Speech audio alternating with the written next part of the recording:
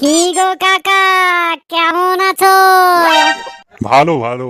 বল, তোরা বল, তোরা কেমন আছিস বল। আমরা যেমন থাকার কথা তেমনি আছি, কোনো পরিবর্তন নাই। কুকুরের লেজ কখনো সোজা হয়েছে? না গাধাকে কেউ ঘোড়া বলেছে তাই তোদের মধ্যে পরিবর্তন আসবে? কাকা, নিজেকে এত গালাগালি করছে কেন? আমাকে লয়, তোদের কথাই বলছিলাম। কাল মায়ের মৎস্য খেতে গেছিলে নাকি কাকা? হ্যাঁ, মায়ের মৎস্য বলে কথা, তাই কেউ খেতে না যায়? তুমি একা গেছিলে না ঘর গোষ্ঠীকে নিয়ে সবাই?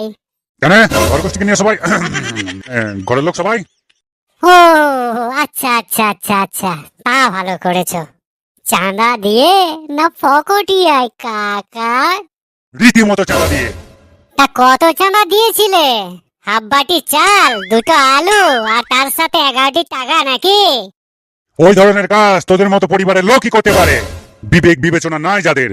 একটা মৎসব যখন সব পরিবার মিলে খাবে তখন সেই অনুপাতে সেই অনুসারে মায়ের নামে প্রণামী চড়াই, বুঝলি?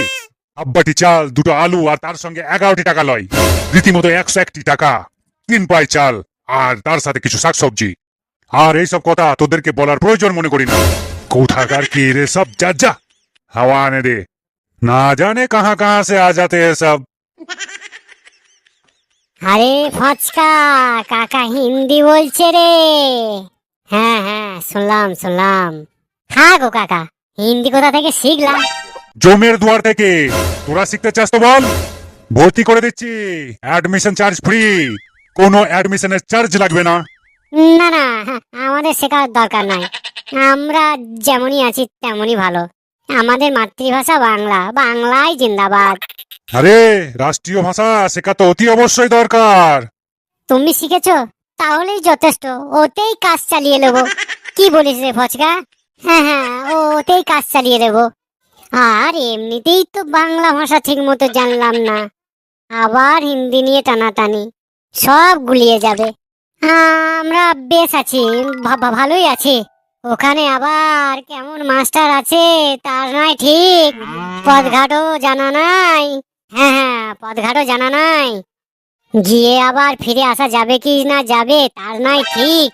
আমরা যেমন আছি তেমনই ভালো। এ জমের দুয়ার যাবার লেগে আমি পথঘাট চিনিয়ে দিচ্ছিলে, কিন্তু ফেরার পথ তোদেরকে দেখে নিতে হবে। কি বলছিস, পারবি না?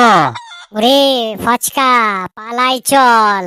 ঠিকই বলেছিস কাকা, মায়ের মৎসবকে বুদ্ধি খুলে গেছে দেখছি। চল চল, পালাই পালাই। বোকা চন্ডিরা এসেছিল আমার মাথা খেতে, আর নিজেরাই খাইয়ে গেল। আমার সাথে পাঙ্গা, জানে না কাল মায়ের মৎসব খেয়েছি আমি। আমার বুদ্ধির সাথে পারে, হাতের বয়সে ছেলে কোথাকার, আর আমাকে বুদ্ধি দিতে এসেছে বলে হারি সাহস বটে।